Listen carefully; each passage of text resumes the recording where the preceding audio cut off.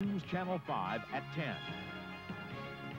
First it was an annoyance, then it became a major disaster, but new predictions put the Mississippi flood crest at 45.5 feet. Oh, Jeff, it's unbelievable. There it goes.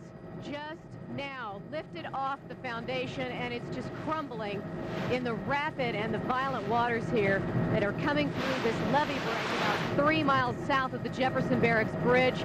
We've watched the silos go, we've watched the barn go, we've watched a shed go, and now the house itself has been lifted off the foundation by these floodwaters. I'm crying how long before North be dead. That's why I'm crying. Mississippi heavy water blue. It's an awesome sight. There are acres and acres now literally underwater. The president came and looked. Gebhardt came and looked. They all came and looked, but the water's coming. It isn't stopping the water. This river is up 4 feet higher than it ever was in the history that these people have been living here. Says I'm worried as a man can be.